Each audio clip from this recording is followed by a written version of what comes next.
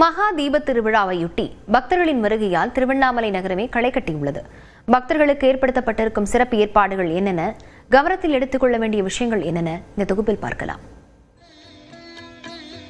மகா தீபத்தை காண லட்சக்கணக்கானோர் கூடும் நிலையில் பக்தர்களுக்கான போக்குவரத்து வசதியை எளிமைப்படுத்த திருவண்ணாமலை புறநகர் பகுதியில் 24 தற்காலிக பேருந்து நிலையங்கள் அமைக்கப்பட்டுள்ளன.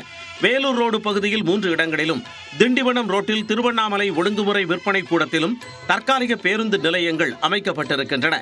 வேட்டவரம் road, Thirukovilur road, Manalurpettai road, Thandarampattu road பகுதியிலும் தற்காலிக பேருந்து நிலையத்திற்கு ஏற்பாடு செய்யப்பட்டுள்ளது. செங்கம் ரோடு பகுதியில் 3 இடங்களில் தற்காலிக பேருந்து நிலையம் அமைக்கப்பட்டுள்ளது. கிரிவலம் செல்லும் பக்தர்கள் அன்னதானம் வழங்கப்படும் இடங்களிலேயே சாப்பிட வேண்டும். நடந்து கொண்டே சாப்பிடக்கூடாது. கழிவுகளை கூடையில் மட்டுமே போட வேண்டும் என திருவண்ணாமலை மாவட்ட காவல்துறை அறிவுறுத்தியுள்ளது. 4 கோபுரங்கள் முன்பும் கிரிவல பாதையிலும் கற்பூரம் ஏற்றக்கூடாது என கூறியிருக்கும் அம்மாவட்ட காவல்துறை கிரிவல பாதையில் 2 சக்கர வாகனங்கள் செல்வதற்கும் தடை விதித்திருக்கிறது. பக்தர்கள் தங்கள் காலணிகளை 4 கோபுரங்களின் முன்பும் மாட வீதிகளிலும் விடக்கூடாது. கடைகள் அல்லது தற்காலிக பேருந்து நிலையங்களில் ஏற்பாடு செய்யப்பட்டுள்ள காலனி பாதுகாப்பகங்களில் விட வேண்டுமென அறிவுறுத்தப்பட்டுள்ளது.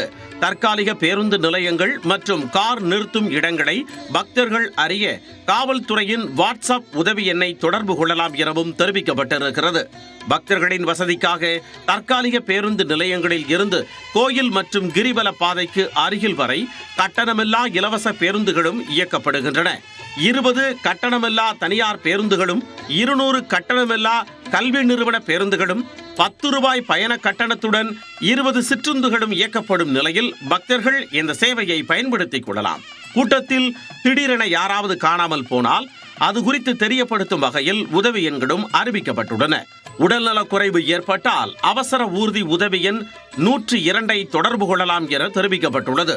திருவண்ணாமலையில் சக்கரகுடம், இந்திரலிங்கம், கற்பக விநாயகர் கோயில் சந்திப்பு, அக்னிலிங்கம், மகாசக்தி மாரியம்மன் கோவில், நிருதிலிங்கம் உள்ளிட்ட 10 இடங்களில் தரிசனத்திற்காக பக்தர்கள் அதிக நேரம் நிற்கக்கூடாது என்றும் அறிவுறுத்தல்கள் வழங்கப்பட்டுள்ளன.